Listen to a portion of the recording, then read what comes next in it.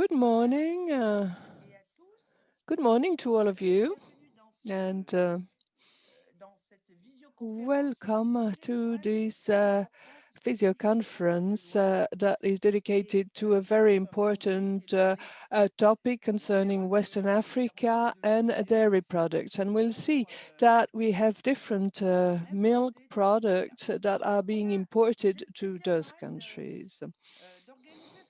It is a pleasure for me to organize this meeting with the socialists, my colleagues Mark Tarabella and Maria Arena, and with a series of NGOs, amongst which Oxfam, SOS Fin, CRSI, Veterinaries Without Borders, and Mole Local. These NGOs have been working on the problems of European exports of milk powder to Western Africa. All these countries have a deficit in milk products and import dairy products, but we have seen a flooding of European imports, providing the Sahel populations to live out of their activities. These, of course,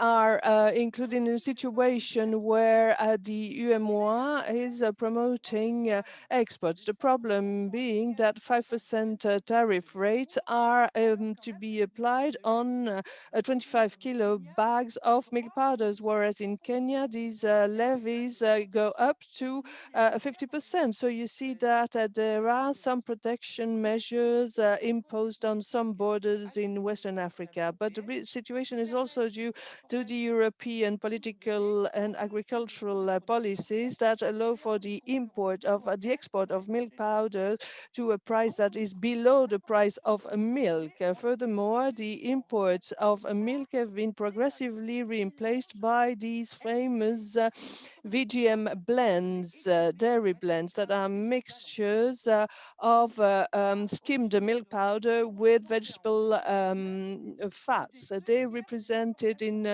2019 more than two-thirds of the exports to Western Africa. These VGM blends raise a series of questions because of their nutritional value and their impact on the environment and the populations. These blends are indeed sold for prices that are 30% lower than local products. The competition is fierce, in other terms, and there is a great competition with milk value chains in those countries that are characterized by pastoralism and local milk production.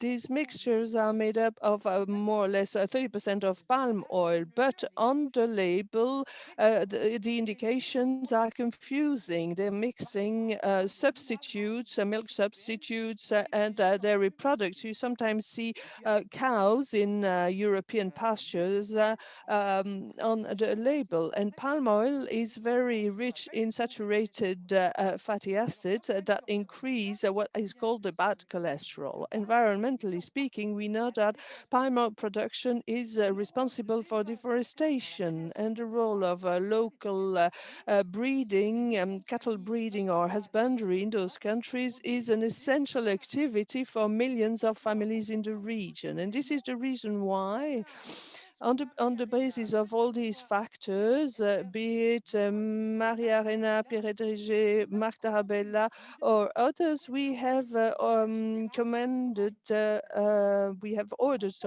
a study comparing social and environmental impacts of those VGM blends and local milk products. And the study is going to be presented today. This is important as whether in ACP countries with which we collaborate very often on that matter, which has got a genuine, a very deep economic and social impact. So we'll have a discussion on the basis of the different reports carried out parallelly in ACP countries and our countries. So we might make the situation a bit better through through these works. In this conference, we've got an English and French interpretation. You'll see at the bottom of the page a symbol that gives you access to the different languages. We'll have two question and answer sessions, and I invite participants to ask their questions through the question and answer button. And for technical questions, I would suggest you send them through the chat to the right street, as we have representatives of that team that will try and answer those problems. And without further ado, I would like to give the floor to my colleagues that I'm very happy to see today in this video conference. So I'll give the floor to Maria Arena and then to Marta Rabella. Maria Arena, you've got the floor. Thank you very much, Michel. And thank you very much to the presenters, the authors of the study that will be presented. We're talking about VGM blends, blends that are made out of milk originally, but enriched or fat-filled milk powder, refatted with VGMs, because this product is the result of the agribusiness that in Europe nowadays has got a very big role to play and is really pressuring our farmers, be it in dairy production or in matters of production models at European level. And this agribusiness model tends to export itself and its interests towards continents such as the African continent. And in that framework, concerned by the protection of our agricultural production models and concerned by the disaster that these models can cause in other continents, such as the African continents, this is the reason why we have that debate, because we are concerned about public health. These products are poor quality products that contain palm oil that is harmful to public health, whether we are in Africa or in Europe. It is also a question of value chains. What are the products that we're consuming nowadays made up of? We are also talking about the sustainability of the environment, as palm oil is one of the major causes of deforestation. The European institutions have concluded a Green Deal and is now fighting against deforestation, but the agribusiness practices are contrary to all these values. And we are also wondering what the situation is vis-a-vis local producers. We should support local production rather than sell substitutes that compete with these local produce. So it is important for us to work on these issues. And as an anecdote, this morning at 8 o'clock, I was discussing with Commissioner Dubrovsky, who is in charge of trade, and I asked him a question about fair trade. Very often when talking about fair trade, we talk about fair practices to the advantage of southern producers, but we never allude to unfair practices imposed by northern producers. And when talking about fair trade models, we have to support southern producers, but we first of all have to prevent northern producers from preventing southern producers to develop. And in the current agreements concluded with Côte d'Ivoire, Ghana, Cameroon, Burkina Faso, we see that there are provisions that really hinder the initiatives that are made at local level in order to support more sustainable practices than those we impose through the agribusiness.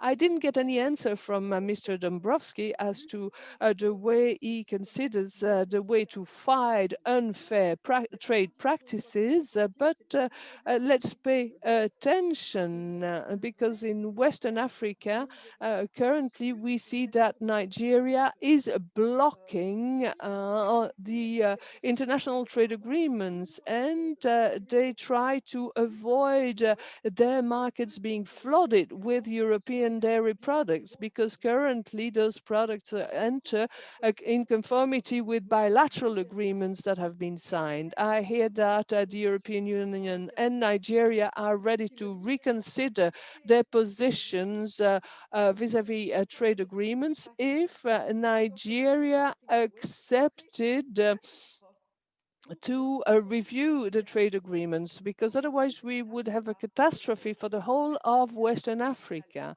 The Commission is currently considering the conclusion of a trade agreement with Nigeria that would be extremely dangerous, and I draw the attention of the different organizations on the need to have a very strong dialogue with Western African countries to avoid reproducing what has already happened in the past with those trade agreements.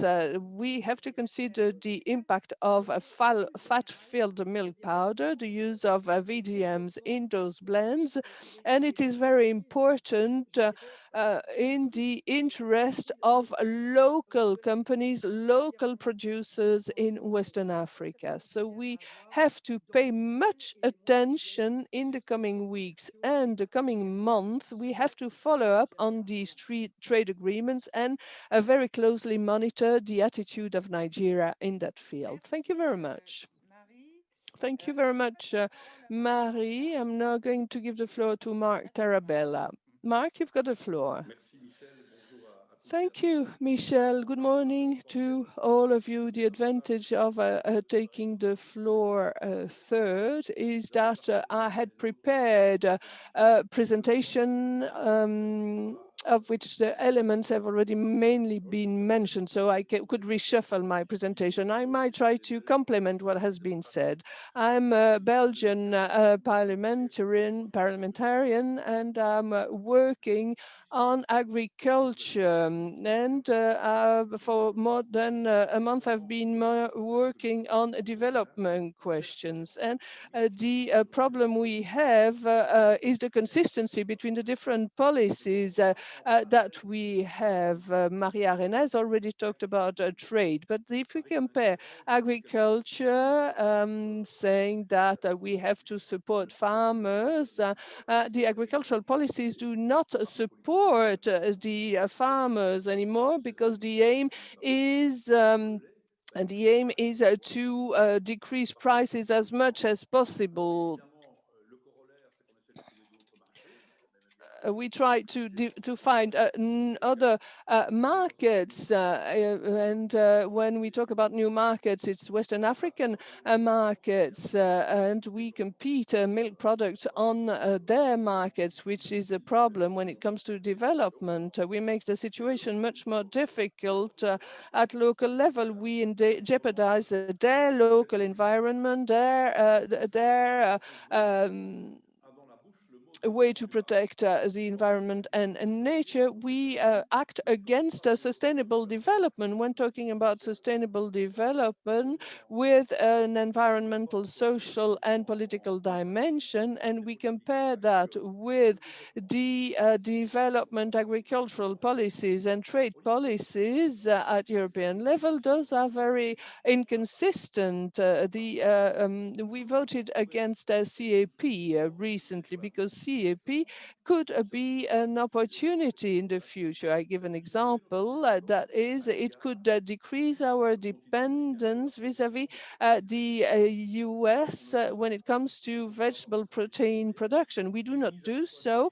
And the strategy that we are developing to produce more vegetable crops for feedstuffs. This is a source of deforestation, and we also have to abide by human rights policies. If we expel producers from their land to produce soybean or palm oil, as Maria Arena said, we are in contradiction with what we should be doing if we wanted to respect our values, the values that are embodied or are defined in their policies.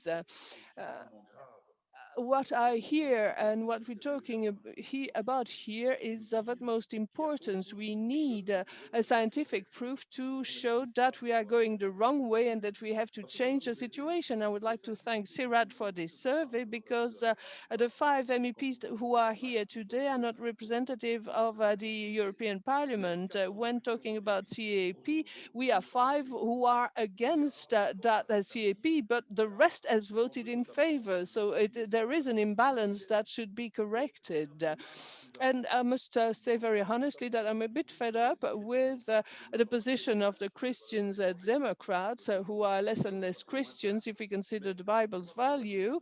But when we consider that uh, in the committee, I had to present a report on due diligence. The EPP doesn't want any type of constraints for companies. I told them, well, yes, but we are here in the development committee. I want an opinion expressed by the environmental committee, and there is this consistencies. We should correct the situation. I would urge NGOs of Catholic background, such as Caritas, for instance, to call upon their MEPs, some of them having very constructive attitudes, whereas others abide by Macron-type policies. I would urge them not to always follow the practices. When it comes to human rights, we have the Renew group that does not support sanctions against Saudi Arabia when it comes to the sale of weapons to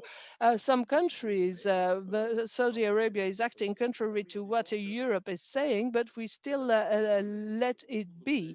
And I would like to conclude saying that the European exports are a disaster for those countries. And beyond our minority, I hope we'll be able to push back the borders and have many people insist on the need to amend the report to change policies. And we have to convince others. We all have a role to play, and we have to use as a basis a scientific study. And let's not blame ourselves. I'm very happy to say that Europe has managed to improve the situation of our citizens. Let's not forget that.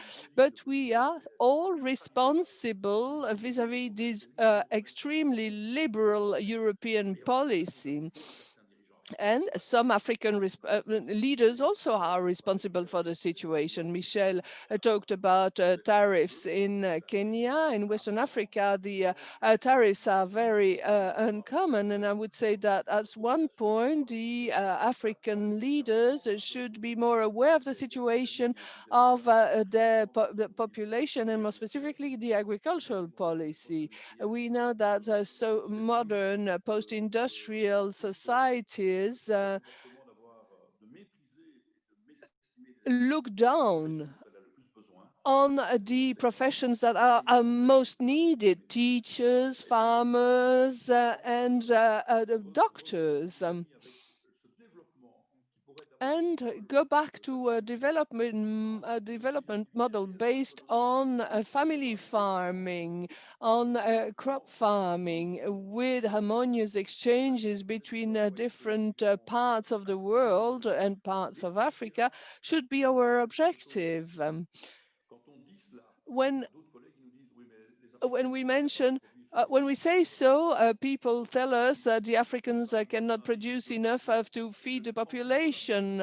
Cows produce 2 to 3 liters of milk a day. Yes, well, maybe, but if development was carried out harmoniously and they were given the possibility to harmoniously develop, they would reach self-sufficiency. And that's one example. I listen to you with much attention, and I thank you very much for your study, and I hope it will be an added value and will help us change the situation. Merci Marc. Et justement, je Thank you very much, Mark. And by the way, the example of milk imports is highly educational. Most of the time we speak in general terms, and here we have a very specific example about the inconstancy of a political official. The head of unit of DG Agriculture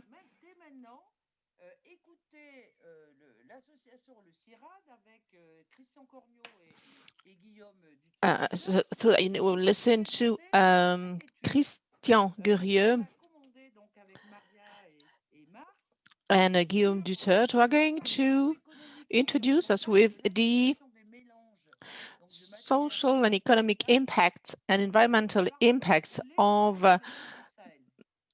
VGF blends import from Europe to Western Africa, more particularly in the Sahel countries. So first, we give them the floor, and then we will listen to the head of unit of milk of the DG Agriculture. Thank you, dear MEP. Thank you for making that introduction. That will makes it easier for us to deliver the presentation, the results of the study. It's a research undertook by CIRAC with my colleague Guillaume Duterte and Aurélie de Palmas in consistency with the work done on a local milk in Western Africa.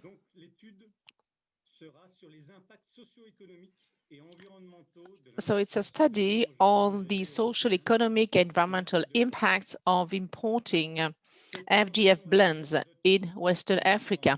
My presentation is divided into two parts. For the first 50 minutes, I will explain the success of that trade in Western Africa, the reasons why, and then my colleague will assess the impact of such a trade.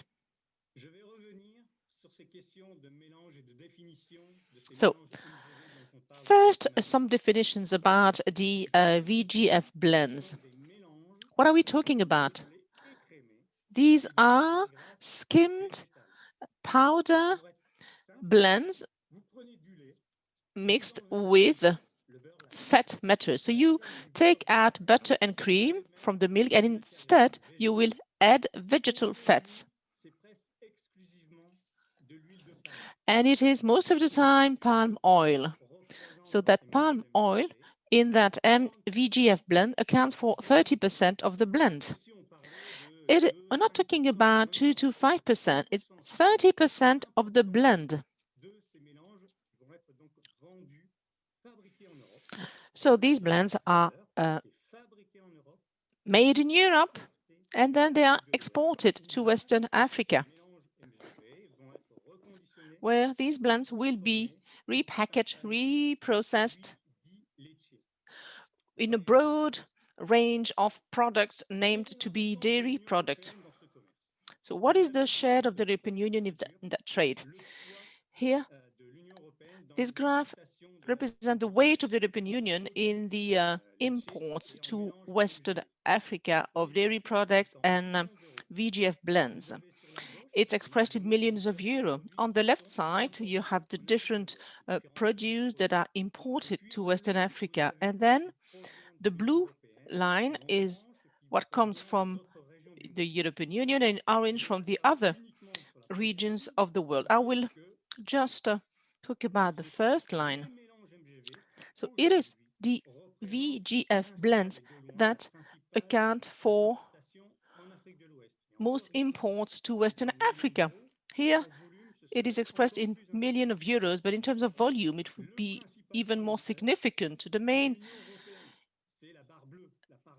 importer is the European Union. It's the blue bar of the graph. So today, the European Union is the main supplier of dairy products to Western Africa and is the first one to import Vgf blends. Where do these blends come from? So this is the trend of European imports to Western Africa. From 2000 to 2019, in 2000, 50,000 tons were exported. Today, it's 350,000 tons, so it has significantly increased. Where does it come from? Well, the biggest share of these FGF blends is Ireland. The second, so the island was green, then in purple, Poland, the third one, the orange color are the Netherlands. So these exports aim at two key countries, Nigeria, which is the most significant country of the CDAO, and then Senegal, and then Côte d'Ivoire, Mali, Ghana, and Mauritania. So coastal countries, for most of them, where food industries are settled there. So they will use these blends, these VGF blends to rebuild a broad range of dairy products. What are the reasons for such success with the FGF blends? Well, the first reason is that Western Africa is a promising market. There is a high rate of population growth compared to the rest of the world, 2.5 to 3% per month, even more so in urban areas. And let's not forget that we're talking about low-cost dairy products, because this is a place of the world where the purchasing power of consumers is quite low. So these VGF blends are like on a highway, an open highway, so they can be easily used by these dairy industries of Western Africa. And then it is easily imported because there are no custom duties, custom barriers as such. The common external tariff, so the main custom barrier is 5% for these kind of produce. So that is barely nothing, hardly nothing. So this is the main reason, but there are others. The second reason is the European measures to boost the supply. When the milk quota stopped in 2015, this really started. So these dairy quotas, milk quotas were suppressed, and that has led to a major development and in line with an increase of the butter price, of the fat matter of the butter price. So the European dairy groups could take out the butter and the cream of the milk that they would sell on a stable market in Europe, and there has surpluses of milk under the form of skimmed milk, to which they added palm oil to be able to export these products to third countries and more particularly to Western Africa.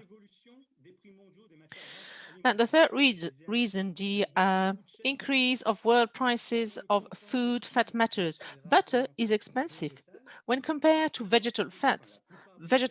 Well, most fat vegetables are less expensive than butter, and particularly palm oil, which is the least expensive on the market. It can be 10 to 13 times less expensive than butter. So this palm oil now is present in these kind of products. Palm oil that was already used in food produce. The fourth reason is the strategies of European companies in Western Africa. Not all European companies, dairy companies, do make these Vgf blends, but those who have invested with their partners in Western Africa, they are all present. They are all doing business in Western Africa. Well, these companies do buy these Vgf blends to sell them to urban populations.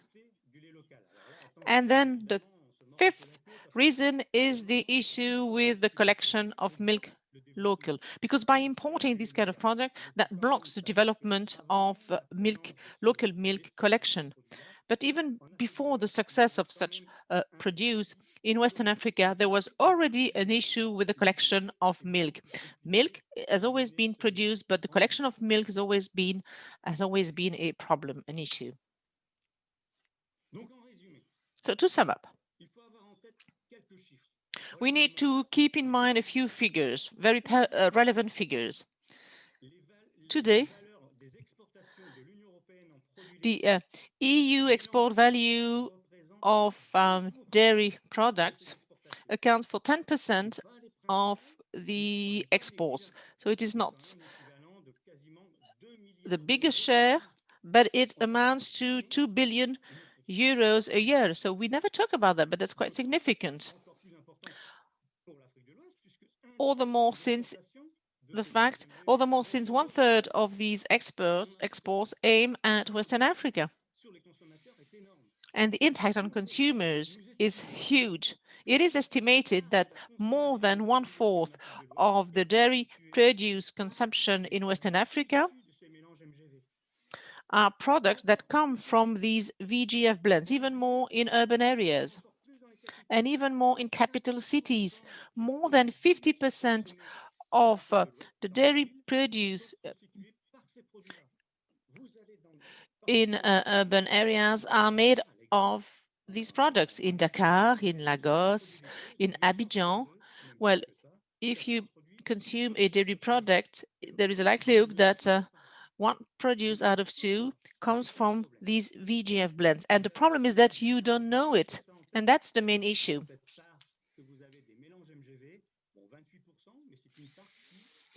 So we see the share of the Vgf blend, 28%, but it is increasing. It has first fully replaced the powdered milk, and we see that it takes more and more up the share of local milk, of cow milk. But it is difficult to give accurate figures about or to assess accurately the collected share that could reach urban areas. So actually it blocks the development of the collection of local milk. So we see that share that keeps on increasing. And what for? Well, actually to produce a broad range of products that you can find on Western Africa. So powders of all sorts. So repackaged powders, liquid milks, condensed milks, with packaging that are quite similar to the packagings in Europe. But this one you will never find that products on the European markets. Ice creams, yogurts, and as to the labeling, well, it says yogurt or it says powder milk, milk powder, or you see brands where the word milk appears, is labeled. There are colors, white color that reminds us of the milk, or you can see the picture of a cow, but you will never see an image of palm oil, but that actually should appear because these products are made up of 30% palm oil. So there is a real labeling issue. So yogurts, powder milk would that kind of product wouldn't be allowed on European markets.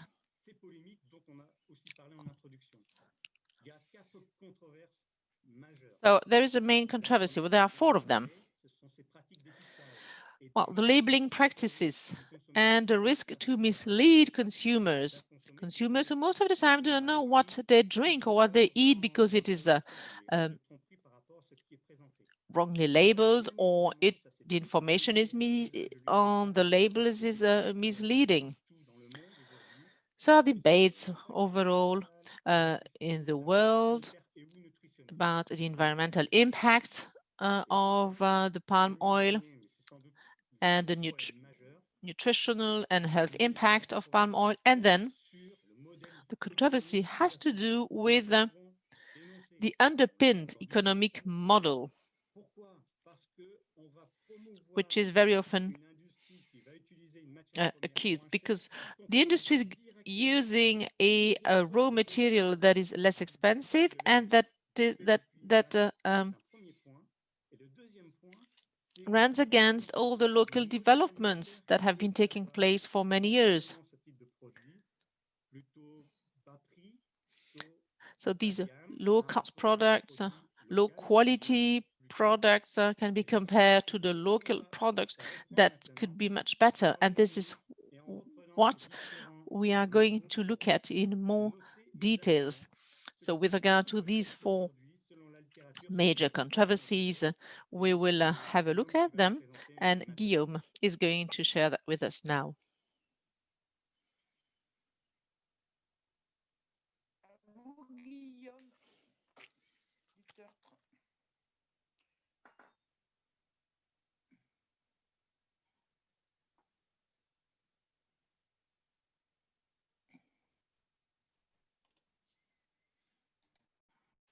Voilà, j'ai fait la petite manip.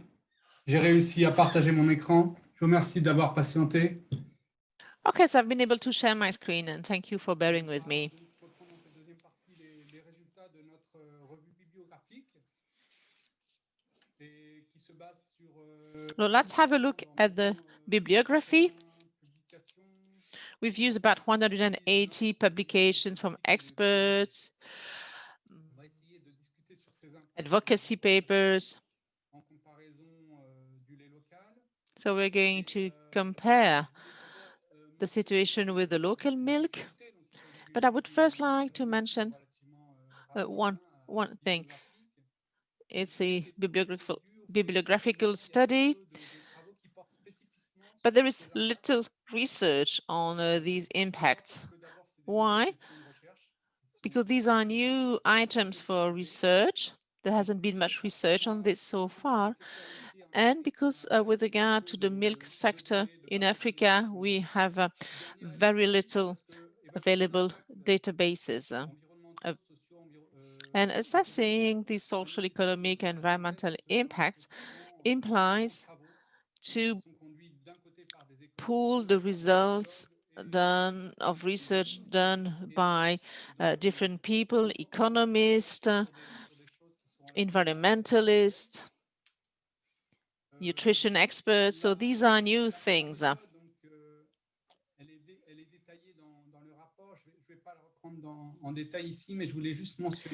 So the method is as follows. So we have first identified the 4 controversies referred to by Christian, then the field of impact that has been studied, and the indicators. First, the integration into the world trade and the underpinned economic model. So the indicators for that field of impact are the market shares, job creation. The second main controversy about labeling practices and the risk of misleading. Once again, the field of impact is a social economic impact with indicators relating to the share of products or the technological capacities needed to process the raw material.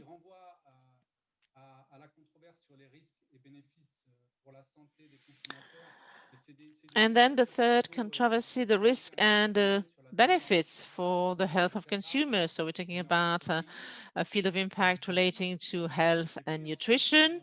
So it has to do with the content in fatty acids, etc. And then for regard to the environmental challenges, so field of impact in the environment, the impact on biodiversity, greenhouse gases, the carbon sequestration, etc. So these are VGF blends and powder milk. The main message is that the success of imports of powders has allowed to supply Western African markets with low-cost products.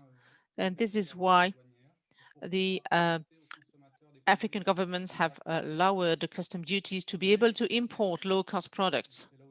But that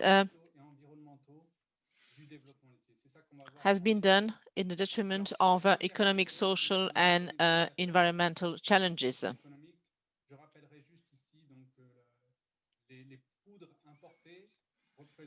So imported powders account for about 40% Imported of powders the represent, consumption. It's much more in urban as areas. you can It's see, 28% of up to the 90%. export. We see here the other percentages recorded in other African capital towns. The second element of that supply chain is that we have very cheap products. You see the prices published by FAO for whole milk powder in yellow, in orange, skimmed milk powder, and palm oil prices. And we artificially calculated the price of VGM blends using 70% of skimmed milk powders and 30% of palm oil. And you see here that the price is all between 30 and 50% cheaper than whole milk powder. And the purple curve is the equivalent to milk that is collected on the basis of collection costs. It is not so much the price of the products that varies between Europe and Africa, but rather the collection price. And we then have powders that are artificially much cheaper than milk prices.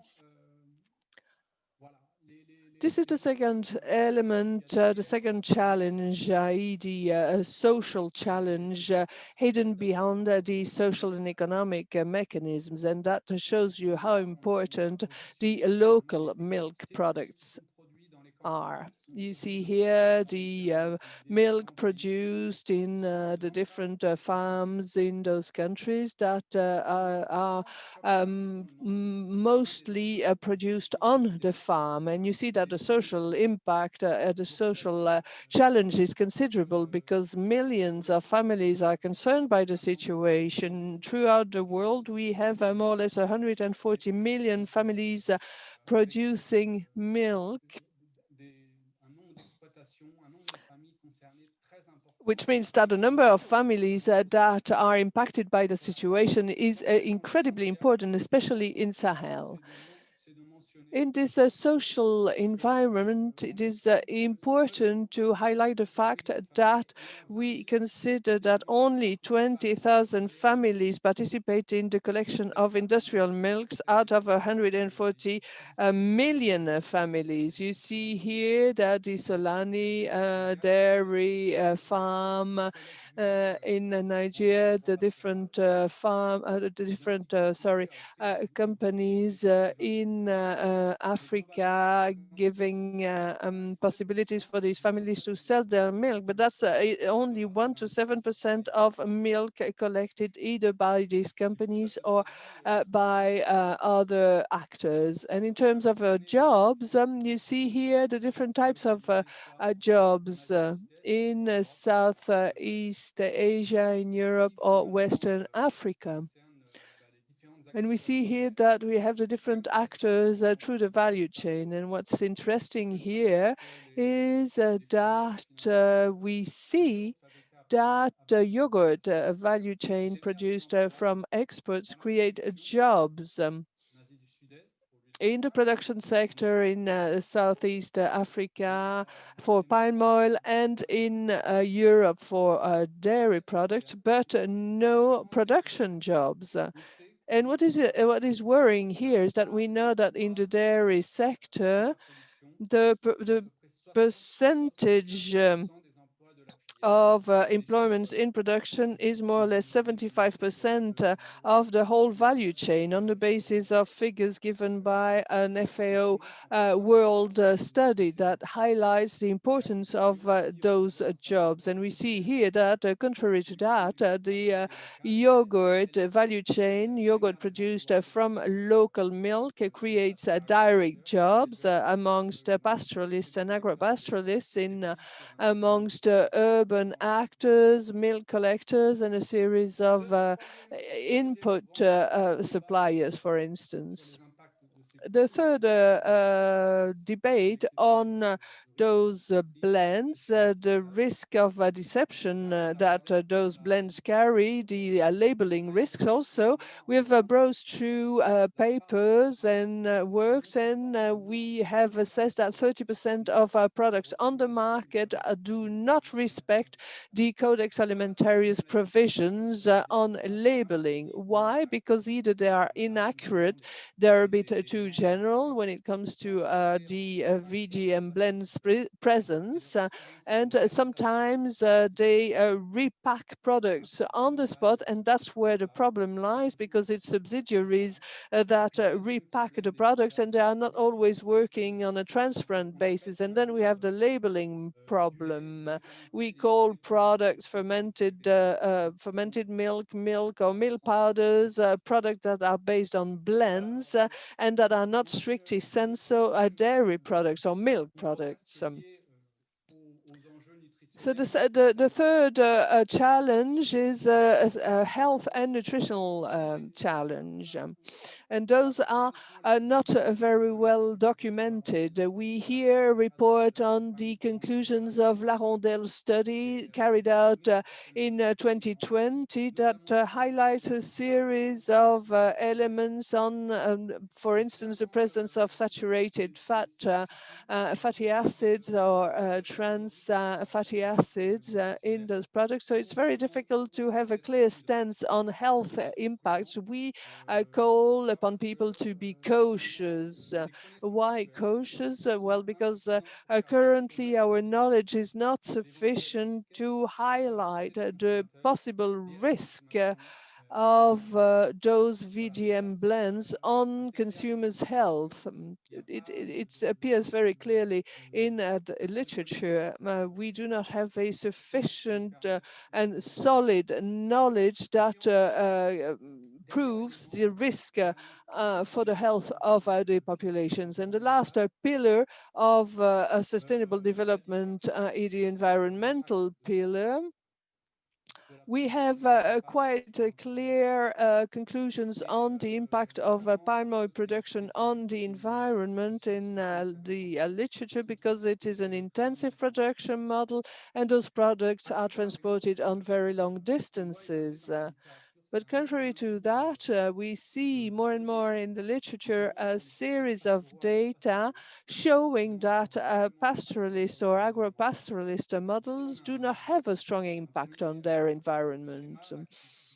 You see here a table that shows the carbon emissions and the sequestration of GHG, greenhouse gas effects. And we see that the pastoral systems are much more respectful of their environment, as soils and plants are sequestering an important percentage of carbon, and that those systems are much more favorable to the sequestration of carbon, which is an interesting result that urges us to insist on local collection of milk and on pastoral systems. The second is fossil fuel costs. linked to the dairy farms. We here have figures on the energetic efficiency of the different husbandry systems. We see here the low impact of Mali husbandry, the impact on the consumption of fossil fuel as compared to others. And what are, in a nutshell, the different impacts, the pros and cons of these three raw material products? First, when it comes to the place on the international trade market, we see that we have products meeting local needs and supplying very cheap raw materials to those markets. Yes, but, because there is a but, and this is the drawback and the inconsistency of European policies. Contrary to that fact, whilst we are drafting Sahel development programs, whilst European countries are building up a Sahel alliance to help those countries develop, to help those countries face social and environmental challenges, the local value chain creates hardly any jobs in rural areas, even though it has got a high potential, and milk production could develop considerably. What about the deception of that system? We know that import value chains are the source of major uncertainties when it comes to labeling. The advantage for the consumer's health, let's be cautious. We call for caution and prudence here. And in terms of environment, we see that local value chains are the most favorable to biodiversity, to the decrease in fossil fuel consumption, to decrease in greenhouse gases, that are the most favorable to the proper management of water and soils. So these are elements that could justify a position that would question some of the policies and that would call for the taking on board of sustainable development considerations. So these conclusions plead for a better balance on those local markets. And our recommendation, we've got 4 recommendations that are, of course, developed in the report, and we might discuss that later during the second part of the seminar. We should strengthen the follow-up of markets and have impact assessment. We see lactoserum powders, so we have to better know those markets. We have to better understand the impact of those activities on the development. The second recommendation is to improve nomenclature and labeling so that it is possible to make a difference between, on the one hand, dairy products and on the other, milk-based products. Thirdly, we should promote responsible strategies and models adopted by firms. Clear in France, for instance, starts seriously thinking about its corporate social responsibilities vis-à-vis Western Africa. How can we promote responsible investment, responsible exports, which is very promising? And we should strike a new balance in tax measures and incentives to a local collection on behalf of a sustainable development, sustainable promotion. So we have to have a better balance between the different sustainable development objectives. It is, of course, complex. It is very difficult. And this is just a very modest reflection that might help us progress. And would like to thank those who have asked us to carry out that study, thank them for their trust, thank them for giving us the possibility to work alongside NGOs who take part in the campaign Mon Lait Local. We thank you very much indeed, and we hope we'll have a debate later on. Thank you very much for your attention. Thank you. Thank you very much for this very comprehensive presentation. I would suggest we now move on to questions and answers. I'll ask the question that has been put by Véronique Ancet. Well, I'm not sure, Veronique, can you take the floor? Because you had quite a vast question that I will repeat in a few words. The consequences of the sector inconsistencies of European policies on the local practices of husbandry. Those have been highlighted a while ago because of subsidized meat products. What are the consequences? What is the evolution since that has happened? Do you see any improvement in the situation? She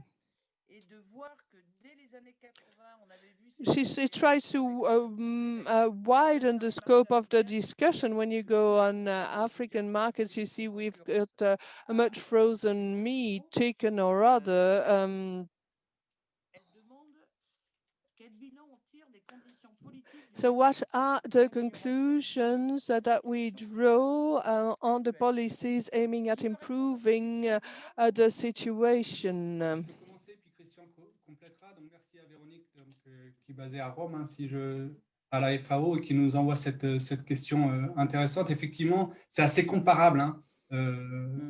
Yes, the question you're asking is quite comparable to what was happening in the 80s, poor quality, low price products and VGM blends. We are in comparable situations, and maybe we should highlight three elements that might have changed. The VGM blends are traded but are mostly used by dairy products, whereas those meat products are aimed at consumption.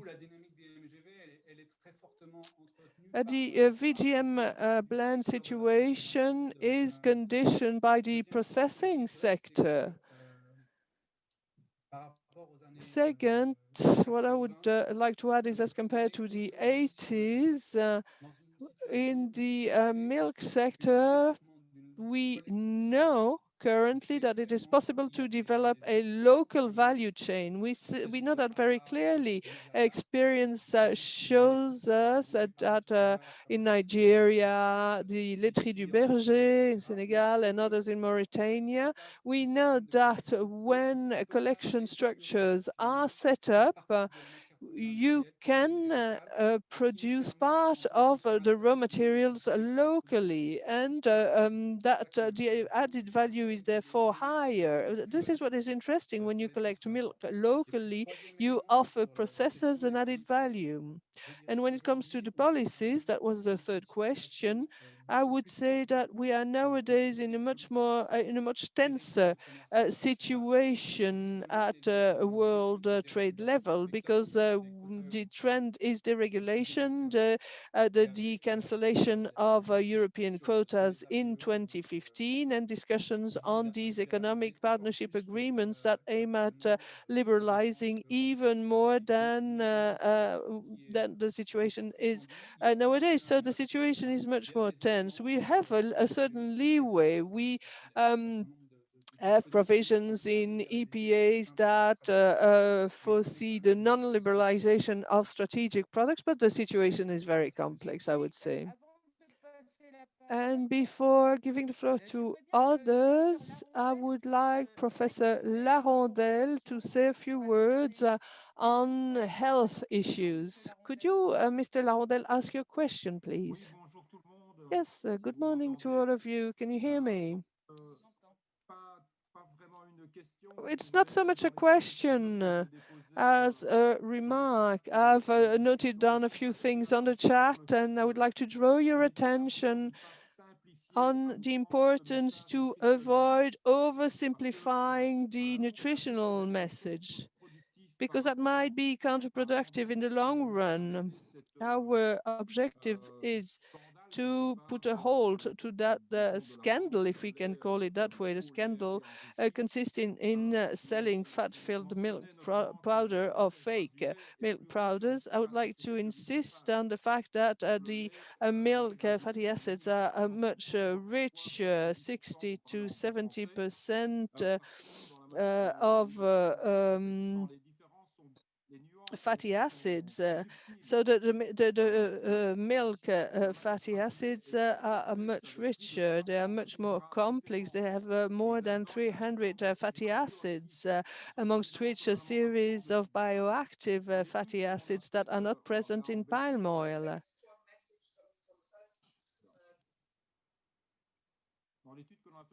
In the study we carried out in Belgium, we could also highlight the fact that some were enriched with cocoa oil rather than palm oil. And some products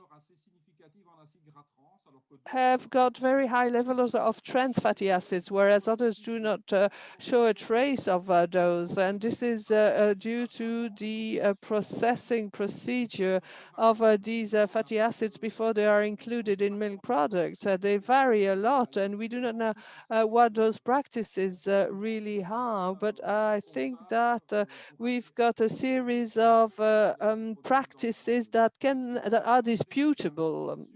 That's what I wanted to draw your attention on that. And I also wanted to say that we are missing on a series of opportunities because milk fatty acids have got D vitamins and have got other healthy properties that vegetable oils do not have.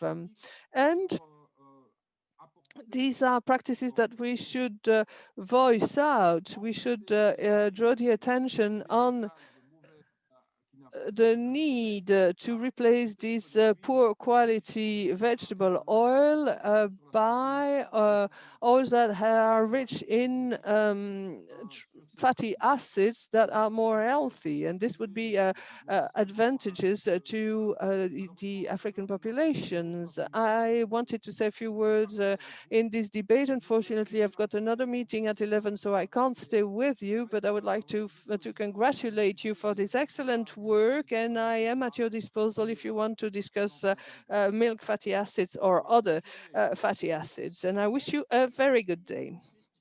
Thank you. Thank you very much, Mr. Larondel, for these clarifications. So before going to Mrs. Misson's interventions, the question is, what would be the price of fat-filled milk products once you consider externalities and take on board CAP subsidies? A second question from Mr. Kreff from DG DevCo is, could the CIRAD oil see whether the hydrogenation of palm oil fatty acids were carried out in Bamako, for instance, where the presence of trans fatty acids were detected in products?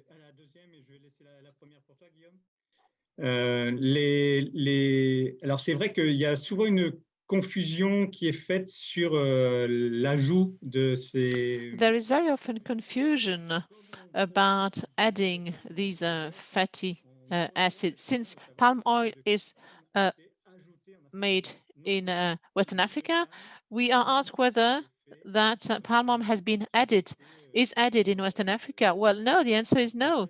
The blend is made in countries where they have the processes allowing to make these blends. Palm oil comes mainly from Indonesia. These are refined oil that will arrive in Europe and will be blended, mixed to skimmed milk. But it is not made in Western Africa.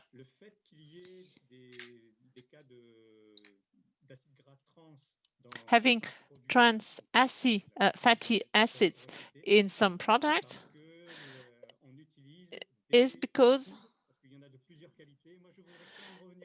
powders are being used, and there are many different qualities of powder. And I would like to come back to this. On the market, there are powders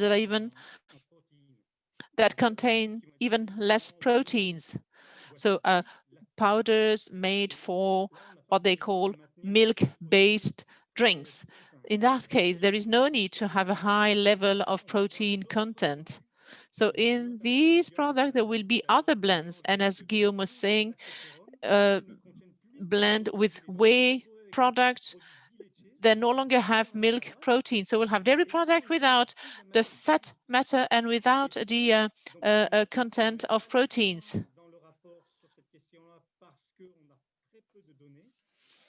So we haven't gone too far into this because we have little data, but we are based in Western Africa. We very often visit, we very often go to the supermarkets and meet people there. That's something that has emerged, that is developing, and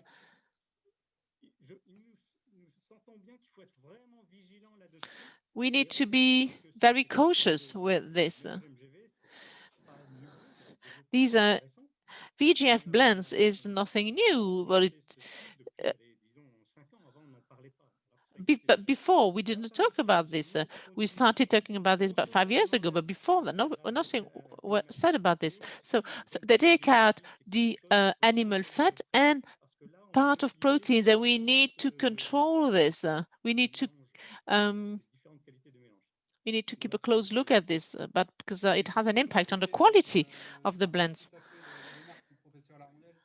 I fully share the remarks of Professor Landley. Well, it's not black and white.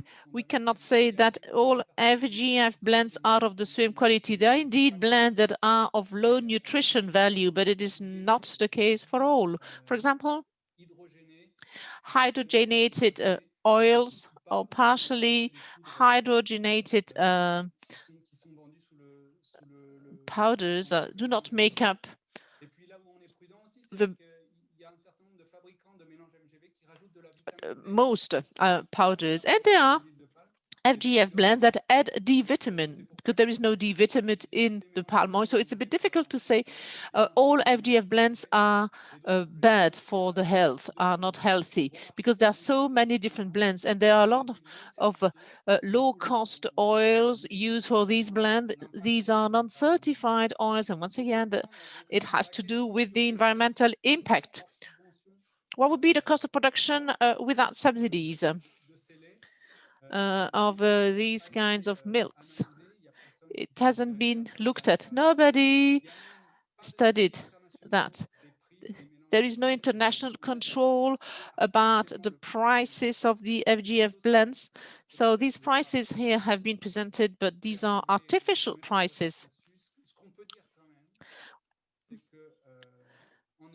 Still, we can say that in Europe, and here I'm using the European Milk Organization, the production costs are higher than the selling price, the price of this milk sold at the farm, and that negative share is compensated by subsidies, whereas in Western Africa, the selling prices are higher than the production prices. So the production costs are slightly higher in Europe compared to Western Africa. It's 40 cents, more or less, for Belgium, the Netherlands, and France. In Burkina Faso, it's more around 30 cents for the farm production cost. Thank you for these clarifications. I will now give the floor to Brigitte Misson, Head of Unit of Animal Products of DG Agriculture of the European Commission. Mrs. Misson, you have heard the results of that very interesting study. So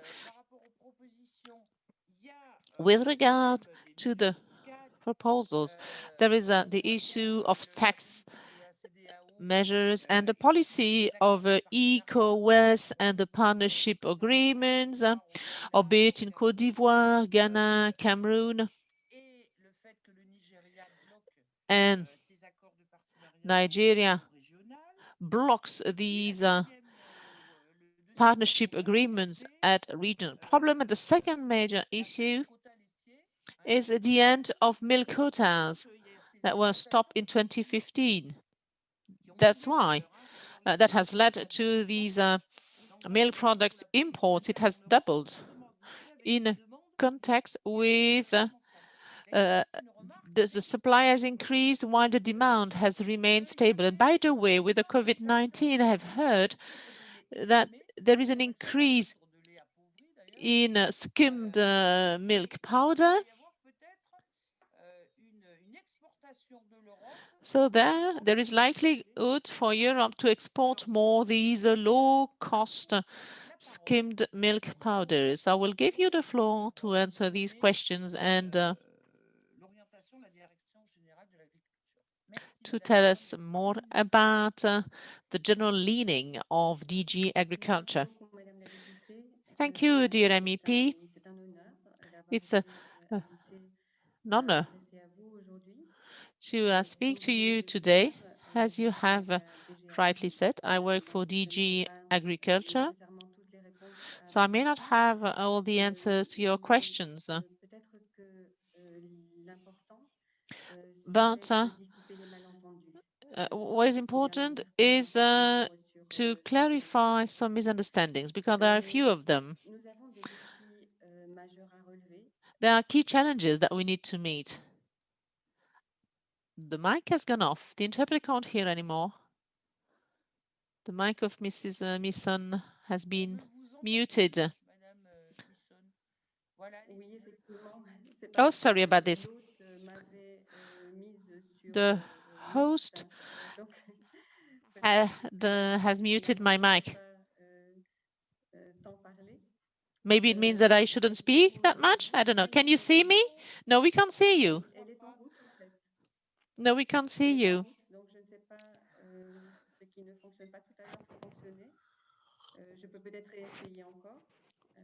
No, we can't see you. Okay, now we can see you.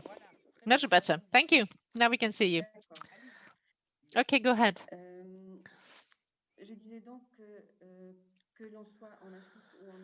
Whether we are in Africa or in Europe, the challenges that we are faced with are key challenges, and they are joint challenges. The world population is still growing, and particularly in Western Africa.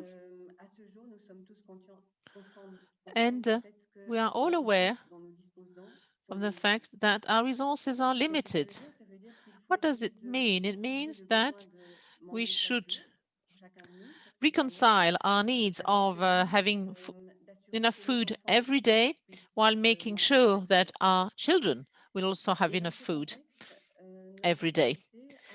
So given in that background, our societies have turned to more local products, to more local developments of some of our citizens have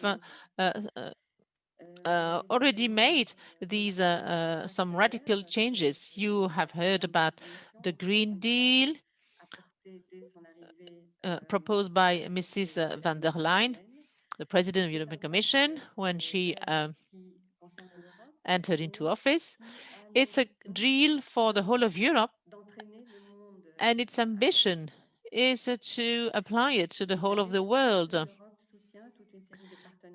Europe supports a broad range of partnerships with Africa, partnerships about the development of local practices, sustainable practices, and the previous speakers before me have mentioned several European companies that have invested in Africa, more particularly in Western Africa, and the objective is to develop local practices. Not everything can change from one day to the next. So we move forward together step by step. We more and more focus on the short circuits, on bringing closer consumers and producers, but we cannot forget about climate conditions, the road conditions, the issue of collection of milk, as mentioned by the previous speakers as well. And maybe we should also be aware of the fact that it is not necessary to produce everything everywhere all the time. So we need to trade, we need to exchange, and that is what's at stake today.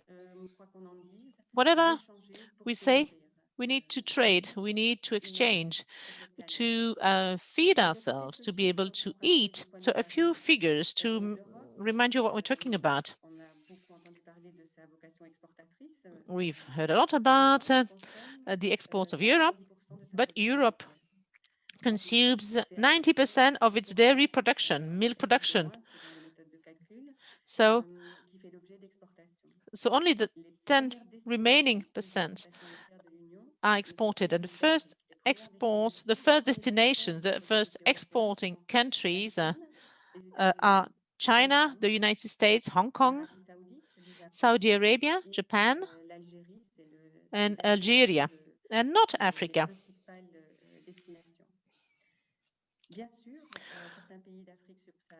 Of course, some sub-Saharan African countries receive European products. In total, it accounts for 7 to 8% of the whole of the milk products that aim at sub-Saharan Africa, that reach sub-Saharan countries.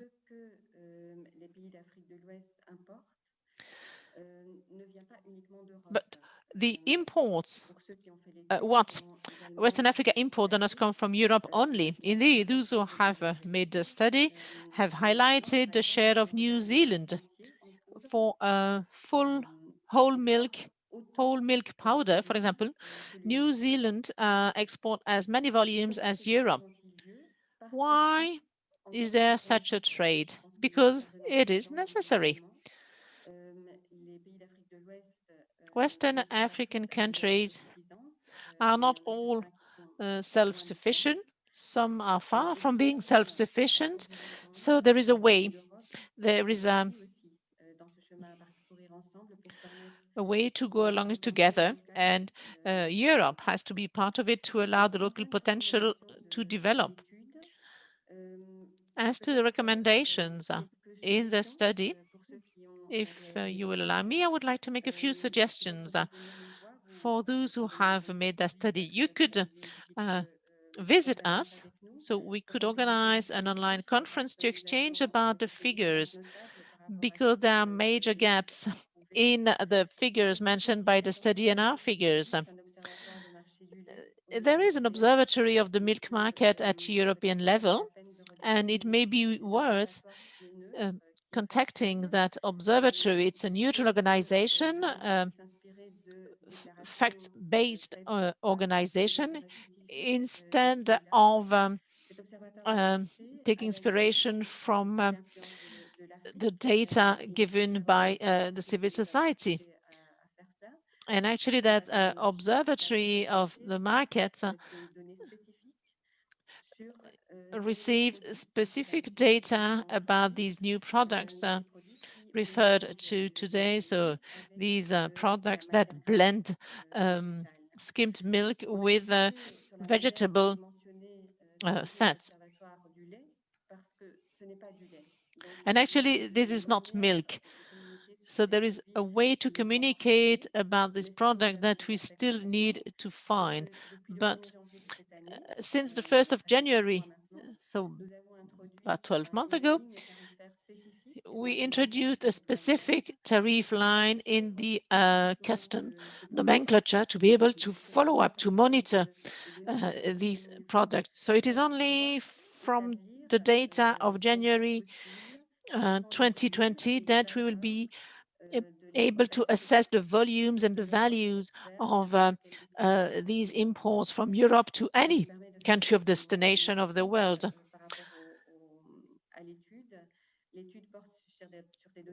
And by the way, the study uses 2018 data. At that time, we didn't have a tariff line allowing us to look at these products only. Those that you've used, I think, is a more generic line that includes other products as well. So this is why I suggest you get in touch with us to compare our figures and to specify, to clarify all these figures. Still about that observatory of markets, as from January next year, we are going to collect not exporting data that we've been doing since January this year. We're going to look at data about prices and production. So these will be monitored. It's a new regulation entering into force as from the 1st of January next year. So these are this is a major progress So that's how we've moved ahead at DG Agri to highlight what's happening. As to the labeling, you probably know that in the European legislation, the dairy terms are protected. So it can be used only from animal products. So milk must come from a cow, and it cannot be used for another product. It's a European legislation that does not apply in third countries, but it does apply in the European Union. So if something needs to be done for Western countries, it is for the African governments to introduce such regulation to clarify the labeling and to make it clear for African consumers. I'm not going to go into development policies because this is not my field of expertise, and I wouldn't want to take up the time of those who have something to say about this. But I can assure you that on our side, we are fully open to having a dialogue on this with regard to about the European dairy milk policy. We can also share with you a few figures showing that with quotas or without quotas, the milk production has developed around 1% and 1% additional milk production every year. And about your question about the pandemic of COVID-19 and the powder stocks, well, once again, there is some misunderstanding. There are no powder stocks in Europe at the time being. I'm talking about public stocks. With the cap, there is a safety net allowing public authorities to buy the surpluses under the form of skimmed milk powder when prices collapse, to avoid the price decrease to keep on decreasing. So, but this is not the current situation. There is no such thing for the moment because the stocks are empty. What you may have heard is the scheme applying to private stocks. So it's a subsidy, a grant to those who have products in order to partially compensate the soaring costs, but it is not covered, borne by public authorities.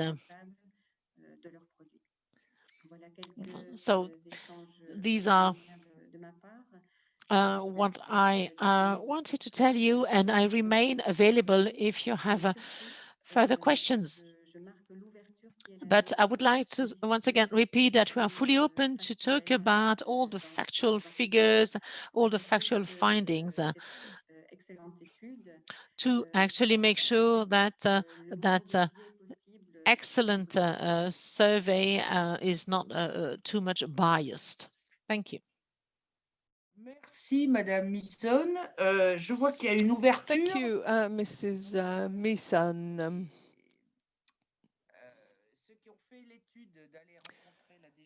I see an opening there, and I would urge those who've carried out the CIRAD survey to go and meet her. But a few remarks before moving on to the presentation of Mon lait local. We talked about the labeling, but I think there is a double standard within the European Union. We foster labeling. I do not understand why in Africa there is no labeling. They're talking about milk, even though you're saying that this is not milk because it's not of animal origin. And you talk about private storage and the existence of European subsidies. Well, that will be part of the discussions on the second part. I'd like to give the floor to Mon Lait Local, which is a regrouping of civil society organizations from the EU and Western Africa that carry out advocacy in order to have a political framework that would be favorable to the development of local milk production value chains in Western Africa. I'll give you the floor and we'll then have a question and answer session, and I'm sure Mrs. Misson will have a multitude of questions to ask, but I would like you first to tell us about the situation. Thank you very much. It is Mrs. Indatu Amadou. Thank you very much. I am Indatu Amadou and I'm coordinating the campaign Mon Lait Local, which is promoting and defending local milk in Western Africa. It is a campaign that brings together of 55 national organizations from 6 countries, amongst which Burkina, Mali, Niger, Senegal, Mauritania, and Chad. And this coalition that has been created 2.5 years ago is supported by the professional organization of producers and breeders, amongst which ROPA, that you certainly know, APES, which I'm a member of, and the RPM network. In the framework of this campaign, we pursue a triple objective. One, we want to exert an influence on agricultural policies so that at UMAOA level, those policies are fostering local milk production.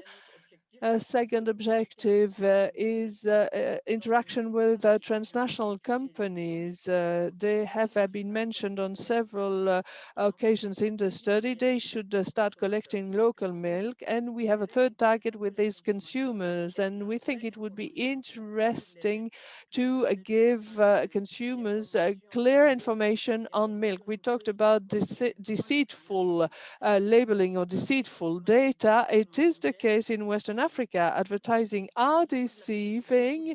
The ads are promoting imported poor quality products, especially the blends we're mentioning, but that induce consumers to believe it is local milk. And we want to denounce that problem from our platform. And in our strategy, we have established a very strong links with the campaign called N'exportons pas nos problèmes. Let's not export our problems. My presentation will be structured into 3 points. The first one I'll briefly touch upon because I wanted to talk about the impact of EU products on local value chains, but the study has already given us plenty of information on that practice, and I fully support what has been said because the study highlights the reality that we are experiencing in Western Africa. So that was the first point. The second one is I wanted to talk about the potential of local husbandry. We carried out a series of studies at local level, and they have shown that husbandry and husbandry activities can satisfy 50% of milk or dairy product demand. So this is a potential that unfortunately we do not tap into, but fortunately we are very enthusiastic and we know that we could exploit that potential that we have in order to meet the demand. So we have a potential capacity to meet 50% of our needs, and we are asking that imports only complement our capacities because we are fully aware of the fact that we cannot supply 100% of the demand in Western Africa, but we are nevertheless very aware of the fact that some measures have to be taken to limit those imports and to avoid destroying all the efforts made by local producers through the import of unfair competition products. We talk about unfair competition because those EU products are hindering the efforts made by small producers. Because the milk powder that we've been talking about, the blends, fiercely compete with our products thanks to the external UMOA tariffs. And what is appalling is that we compare tariffs and prices to local milk prices. Those products are between 30 to and 50% cheaper than our products. So the small farmers thrive to survive, but are clearly hindered by this powerful wave of imports. And we'd like small farmers to have the possibility to take advantage of their potential capacity. We would like to try and determine how together we can, through our policies, give those small farmers to take advantage of their capacity rather than hinder their development. And what we've been doing is we've been drawing bridges in Western Africa. I fully agree with saying that African leaders have a role to play and that they should act first. I fully agree with this. And I would like to tell you something interesting at that level. I would like to highlight the raising awareness of our governments that have become very aware of the potential that is there and that could be used to clearly improve supply and meet part of the demand, but they also are aware of the impact of those blends on the health of their population. So they are becoming aware, as shown by the regional offensive aimed at promoting local milk that was clearly supported by our three networks, UMOA, and our two campaigns. We are defending, we are promoting that offensive that should allow our producers to provide for their living. It is an initiative that has been launched by UMY, and I would like to congratulate them and to thank them because thanks to this offensive, we have a policy that has been built together with all the local stakeholders. We all participated in the drafting of this offensive that is based on a strategic document, a document that went one step forward and that developed a priority investment program that supports the offensive. So we have this priority investment program that has also been developed with all these stakeholders. What are the results? First of all, the increase in local production by 2030. By 2030, we would like to double the local production. A second result of this regional offensive is that 25% of milk products should be processed by local companies, and 25% of milk products should come from local origin. We should also talk about tax schemes on local products. They should be an encouraging measure, an incentive favorable to local producers. And if we want to implement this offensive and this priority program, we have identified four axes that will meet all the needs. First, improve the yield of local breeds in Western Africa, improve the collection and processing structures of local products. The third is improve the access to products. And fourth, promote favorable conditions for the production of local milk. In other words, this priority investment program that is derived from this strategy is based on the strategic objectives and develops measures that would favor our local producers and try to correct the situation. So my aim was to highlight the fact that currently African leaders are taking up their responsibilities and they play their part in the movement that has been launched by the different stakeholders. The question is now to see how, together with Europe, we can make sure the EU institutions take up their responsibilities. Western Africa has taken huge steps forwards. We have responsibilities to take up, but we are on the right path. And all what was said on a milk offensive here should be based on consistent European policies, because if those policies are not consistent, all our efforts might boil down to nothing. So the EU should take up their responsibilities. We have to make sure policies are consistent.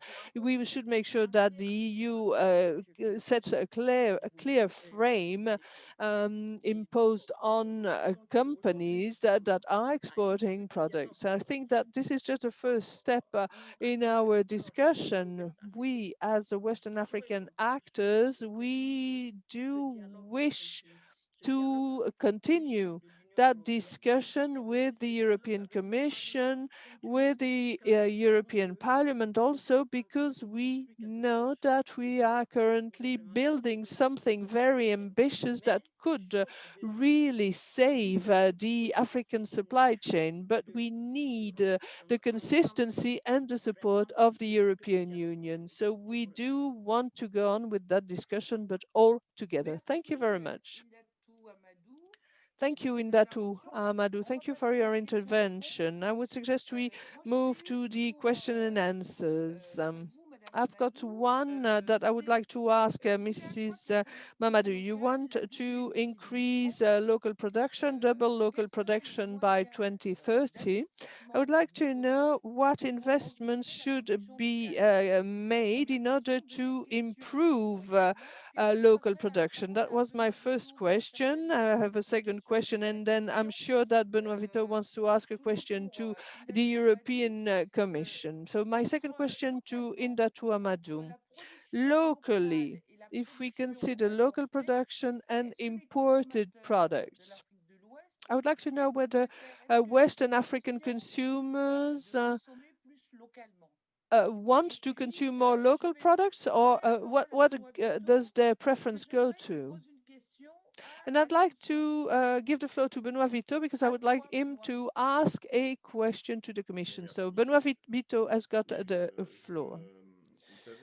Thank you. Thank you, Michel. Mrs. Mizon, I'm the shadow rapporteur on the common market organizations in the framework of the CAP reform. And the question of storage and the transparency of transactions was a very tricky discussion we had on the common market organization discussion and the reshuffling of the trade model. So I hear you when you say there is no public storage, but it turns out that we had very important, massive stocks, millions of tons. When you say that those storage do not exist anymore, I would like to know where these hundreds of thousands of tons have gone. Because what about the transparency of the management? Who bought back those private stocks, those stocks made by the European Union? Who sold those products to the European Union? What about the moment those public stocks were stored, and the moment they were sold again at a much cheaper price than the price they were sold when they were first stored? So we have a problem when we buy products at a price, sell it back much lower, and have to pay for the storage costs. There is a problem, I would say, and this is concerning public storage. But furthermore, during the COVID pandemic, when trying to support agricultural value chains, we decided to fund a private storage. But here again, the system is absolutely not transparent. We do not know who takes advantage of these private storage funds. So we are lacking, the system is lacking transparency, and we have disguised funding because we fund stocks made by private actors who will sell those products again under the name of dairy products at prices that are very competitive thanks to the intervention of the EU in the funding of those private stocks. So I think that this transparency is a genuine problem, or the lack of transparency is a big problem. And what we have been discussing is the need for more transparency and for a more ethical way of managing public funds at European level, and a more ethical way to support the dairy structure. I think that we, considering the CAP reform, are at a loss with what is being done. Before giving the floor to Madame Misson and Inda to Amadou, I'd like to give the floor to the N'exportons pas nos problèmes consortium. It is an NGO, a group of activities supporting Western Africa campaign. Those questions are burning questions, and I would like to give the floor to Mr. Thierry Kestelot before we give the floor for those who'd like to answer those questions. Thank you, Mrs. Rivasi. I'll try to be brief and highlighting first that the study is confirming the analysis that we have started a year ago now. It is important to say so, and I would like to thank MEPs for being here, because the milk issue and the VGF blends issues are very important. We have seen that at EU level, we have gone through several milk crises in the European Union, and we can't find a solution to the crisis, because the only way would be to foster export. And very often that aims at pushing prices, European prices up. But it is also a very clear example of the debate that is being carried out at parliamentary level on CAP and the Green Deal. And it shows us that we have to answer the question about our partnership with the African Union, Africa, where we have starvation, health crisis, hunger crisis, and all these are being linked to the milk issue. So it is an issue that is very symbolic and that goes way beyond the technical considerations linked to milk exports. On the basis of the campaign N'exportons pas nos problèmes that we're carrying out, I would like to talk about three guidelines that we could use in our future work.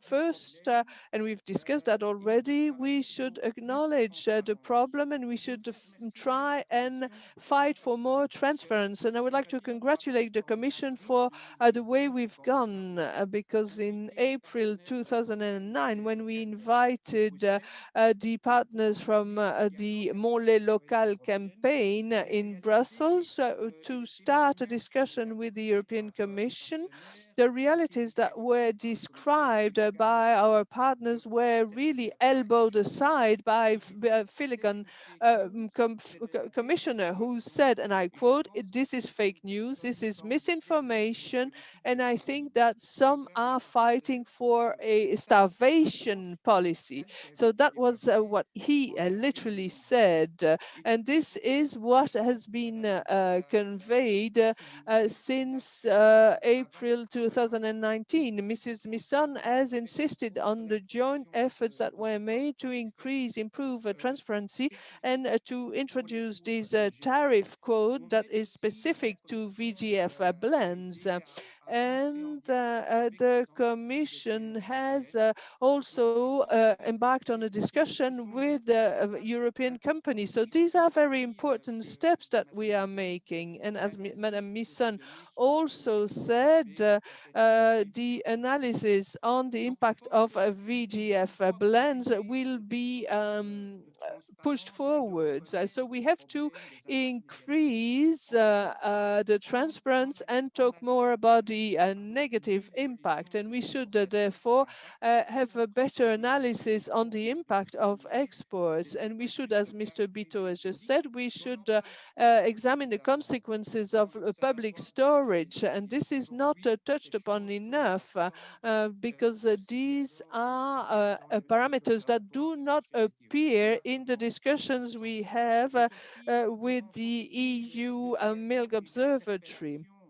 And furthermore, we should foster the dialogue and interactions with local EU exporting companies. We should discuss about their social responsibility and the role they could play to their obligation to abide by the regional offensive for the promotion of local meat. Altogether, and I'm here talking to GG DevCo and the external services, we should foster dialogue in Brussels, but also encourage a dialogue with our campaign partners and European delegations in Western African countries, because they are much closer to the reality. So the first act is to better acknowledge the situation. Certains députés l'ont souligné, c'est de renforcer les as some MEPs have said, it is important to strengthen the consistency European policies. With this campaign, it seems difficult to translate that obligation of having a consistent policy development in sustainable policies. So I think it's important to translate that obligation into a more operational approach. And as has been stressed, we're talking about the common agricultural policy with a clear aim to export, to sell at a price that is under production cost. Talking about trade policy that first aim at having access to the markets, that are that are accused of being unfair competition, and they do not actually respond to the local interest. They respond to the interest of the dairy sector that has access to a low-cost product that it can process on site. And I would like to stress the key role of the European member states. With Ghana, for example, the export of powder milk will be liberalized as from 2021. That is the very near future. And the VGF blends will be liberalized as from 2024. So this is the short-term perspective in a background of regional internal market. So that raises a lot of challenges, and the European Union is a key partner with these interim partnership agreements. And what is the role of the cooperation to strengthen that policy that Ignatu has stressed as being the offensive lay? We need to be able to outline measures to reinforce the consistency policy through impact studies, such as the one that has been presented to us. But we also need to make sure that the impacted actors, such as our partners from the local campaign, may have access to these schemes and can take part in the responses to be given. And the other area of work has to do with revisiting European policies within the framework of the new ambitions stressed by Mrs. Messon. So the Green Deal, the from the farm to the fork strategy, within the framework of sustainable development objectives that we won't reach if we keep applying current policies. Mrs. Arena has stressed the fact that the common agricultural policy and the trade policies belong to the past. And I think she's fully right. These lead to deadlocks, as has been stressed in the study. And at international level, a consensus is emerging.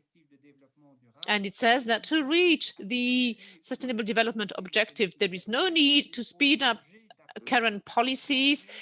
There is a need to change our approach. There is a need to change the policies. And with the Green Deal, with the farm to the fork strategy, from the stable to the fork, there are strategic elements that can help us in changing the policies. And I will mention a few of them that also reflect some parts of the study presented by Sirat. Strategies to fight climate change. The production models, the export models, the global value chain or the local value chain have an impact on the climate change. Deforestation, we've mentioned this. Promoting sustainable employment, inclusive value chains, fair chain values, so revenues, jobs for the youth. This is also part of the strategy. Let us work around this. Resilience to face a crisis, the prevention of food crisis, all these things are identified as work areas of works. So we plea for strengthening these areas of work, but with a much stronger external dimension. And this requires to challenge the agricultural and trade policy that exists today in Europe in response to the crisis as well. Supports to private or public stocks. This is not what we're looking for. There must be a better management of the supply, the increase of the supply in times of crisis. That is how we can have sustainable perspectives and perspectives with the development of farms, dairy farms in Western Africa and others. Thank you, Mr. Castello. Now I will wait for the answer to the two questions raised to Amadou and to Mrs. Misson. Amadou? Inatu Amadou, can you answer the question, please? About the cost of the facilities compared to local production and the choices made by the consumers in Western Africa with regard to local products or imported products. Thank you. As to the resources, the mobilization of resources to promote local production or to increase or to reinforce local production with the Offensive Lait campaign, the investment program consists in scaling up all the initiatives launched by the different actors in the country. So we're going to focus on, first, the e-programs, and we are drawing up action plans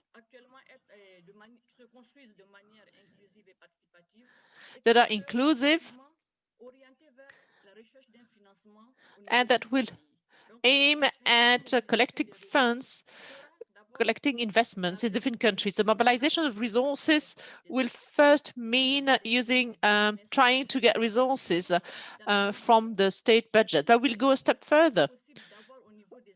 What we can't get from the state will be paid to the region in order for the regions to look for fundings. These fundings will be for the private sector, multinationals that process milk powder in line with the quotas that will be imposed. There will be a return on investment. A funding request will be sent to the development cooperation organizations. This is why I was asking Europe to support the funding of the Offensive Lait initiative.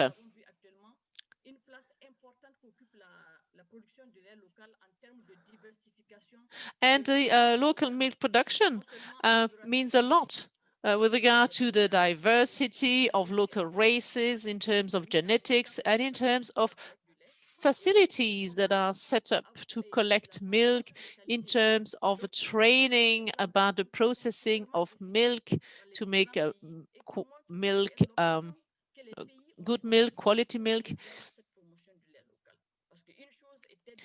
So one thing is to have a regional strategy, and now we are disseminating it at country level with action plans that aim at all stakeholders, all actors, but the priority will be the funding of these action plans through the state budgets that will be reinforced by other actors. Now, about the choices by consumers, local milk or imported milk.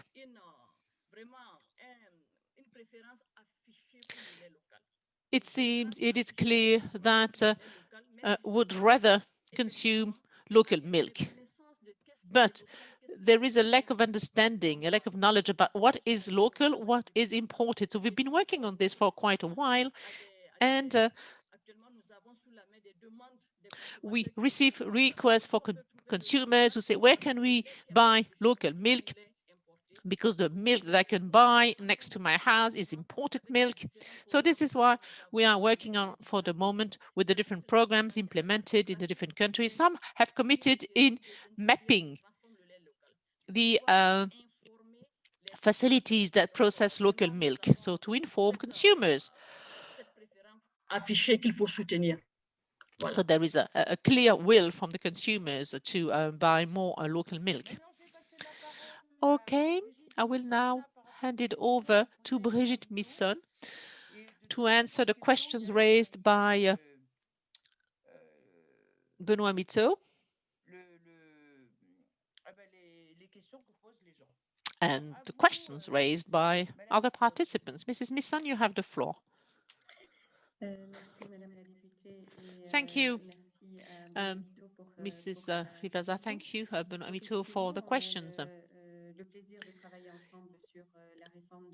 Indeed, we've been working together on the reform of the OCN, and the question about market measures, exceptional measures that are being set in times of crisis is on the table. We haven't yet made a decision about that file with the trilogue taking place, but it's a dossier, it's a file that will inevitably lead to lively debates on both sides. So just let me some time to explain how it works, how these intervention purchases work. So back to 2014, at the time of the Russian ban,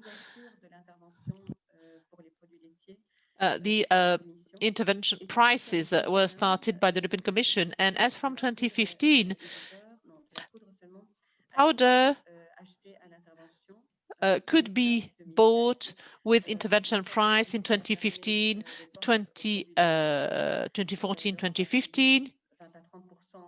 The Europe had lost 20 to 30% of its export potential. So it was difficult to find a purchaser from one day to the next. So we needed to find an emergency solution to stabilize the market. The stabilization of markets is part of the objectives of the European Treaty. And that is what the safety net of CN can be used for. So we bought the powder.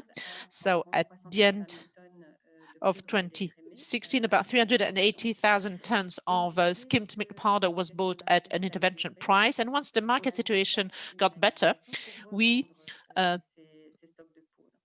applied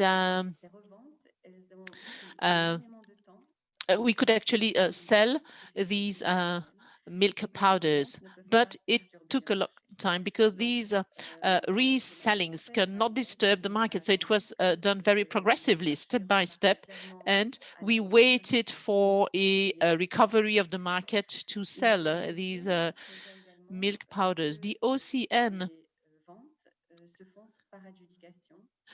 also states that these sellings must be by auctioning, and it must be based on objective criteria. So with a procurement, it is not possible to know the identity of those who make bids in order for decisions to be fully objective decisions. And the decision to sell a volume at a given price must be taken depending on the development of the market. So this is the main reason why the European Commission doesn't know the names of those who sell at an intervention price and those who buy at the intervention price. And as Mrs. Beto said it, that will be debated within the framework of the trilogue of the OCN. Is there a need to know who buys and who sells? Does it contribute to stabilizing the market? Is this something that is in line with the objectives of the treaty? Is it a new objective that we could integrate into a future policy? So that will be part of the debate, and I think we'll have a very interesting debate.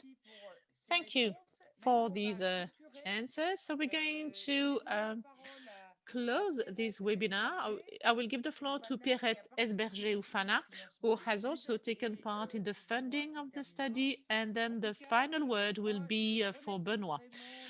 As far as I'm concerned, for my part, I would really like to warmly thank the authors of the CIRAT study. You've done a sterling work. That study will be shared with the European Commission.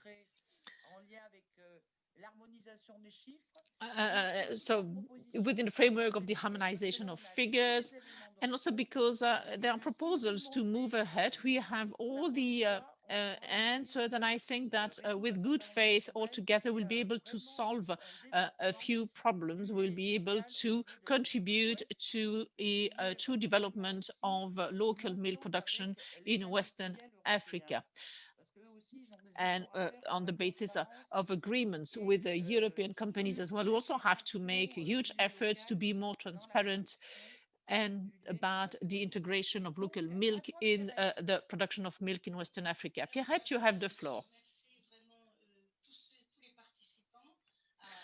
Thank you to all the participants of that video conference. And I'd like to thank all the participants to this conference, and I'd like to sum up in a few words what has been said. 3 minutes.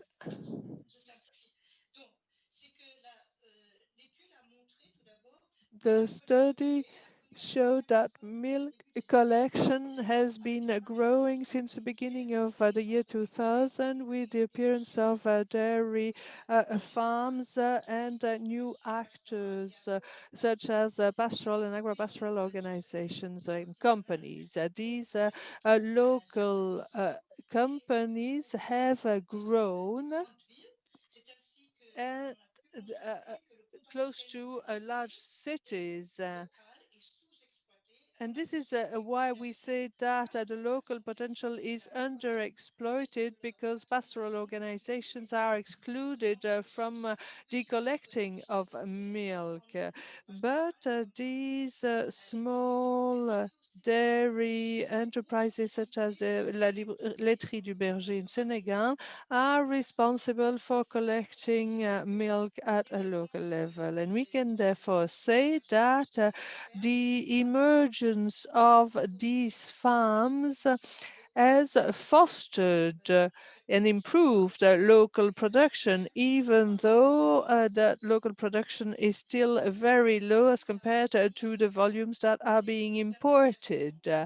It has also been highlighted that imports have got a negative effect on the local situation. The import of powder milk is too important, especially since it is fat-filled in Africa, and it is enriched in palm oil. That makes a very cheap product that is replacing whole milk powder.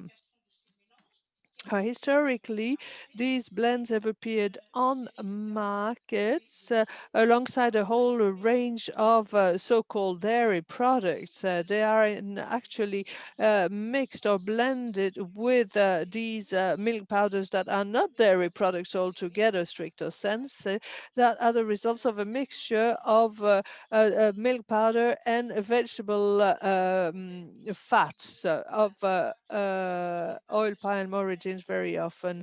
That, of course, has got consequences on the environment, on public health, and for all these sectors, the study has highlighted very clear consequences, amongst which the inconsistency of European policies and the tensions there are between the implementation of European milk policies and the ambitions of the local milk sector. So there are contradictions there, and those inconsistencies hinder the development of local dairy production. It was also said that EU exports meet the need for a growing dairy product demand. So that, of course, should encourage the development of local production. Most companies in Western Africa use milk powder, and more than 80% of dairy companies are foreign companies, as compared to a very small percentage of locally created companies. I would say, in a nutshell, that the import of VGF blends has got a very negative impact. And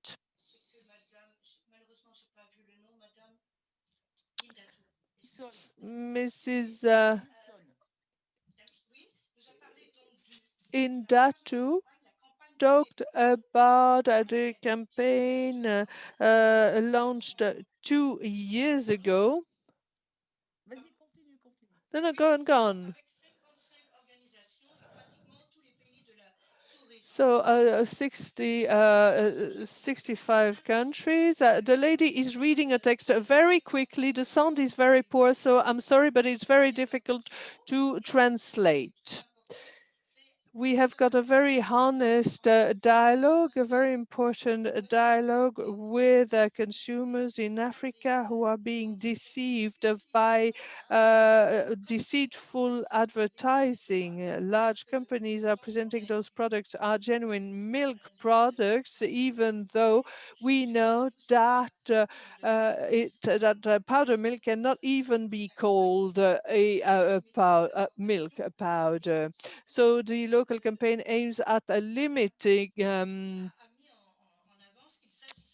imports, because of the unfair competition of those blends that completely hinder the efforts made by local producers. The efforts and their capacities, their potential capacities. So we are fighting for to the advantage of consumers and producers to reach a sustainable development. This movement has been encouraged by the local shareholders. I would say the study is very important. We have heard many participants, and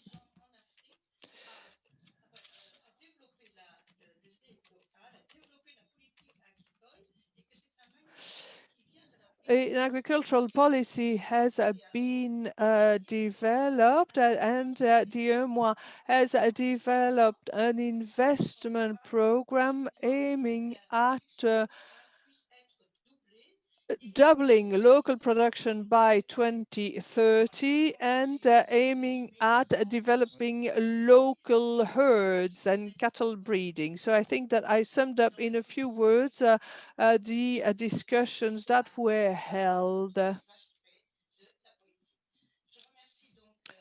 I thank you very much, all of you. I thank you very much indeed. Thank you for encouraging the study in which I participated. Thank you very much, Pierrette. I will now give the floor to Benoît Biteau, who will conclude this conference on milk issues in Western Africa. And I give the floor to Benoît, and Michel thanks the interpreters. I will be brief in order not to monopolize too much of interpreters' time. I would like to thank the initiators of that conference, Michel, Ravella, Mrs. Arena, and Pierrette was just given the floor. I won't be able to discuss what has been said. I will just like to insist on what Madame Mizon said. This study is a starting point. Amadou sur le fait qu'on ne peut pas tomber dans cette approche simpliste qui consiste à dire que d'un côté... As Anatu Imadu said, we can't we can't foster everything on European exports, and we can't draw a line between local production and European Union. We can't foster on one or the other. There is a link, and we have to strike a balance. We are following a dumping strategy with products flooding the African markets, blocking the local production sector. And as Mrs. Mizon said, we should, I guess we do not have the same definition of food sovereignty. For me, food sovereignty has got the space dimension, produce here to consume here, produce over there to consume over there. I love cacao, and I know that we'll never manage to produce cacao in Europe. So obviously we need a market economy to exchange goods that we cannot produce here and that we need to export. But milk doesn't belong to that model. When we talk about food sovereignty, let's consider that space dimension, and let's also consider a food sovereignty that is a sustainable food sovereignty, considering climate change. Mrs. Mizon talked about the Green Deal. And we have to include the policies that we would have, we have to accompany the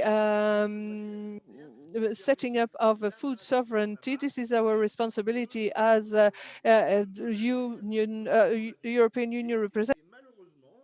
But unfortunately, what the study has shown is that there are multiple victims, diversity of victims.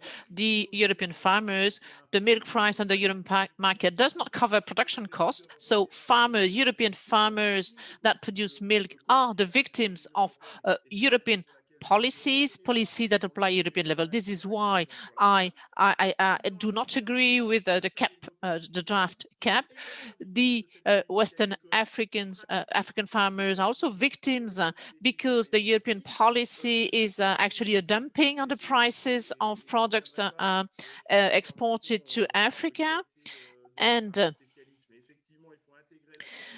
it is important to strike a balance between the relevance of producing cows that eat grass. Can you imagine? That is a revolution. These cows produce a quality milk and that avoids allergies to milk. So there is also environmental issue. As long as we use palm oil in milk,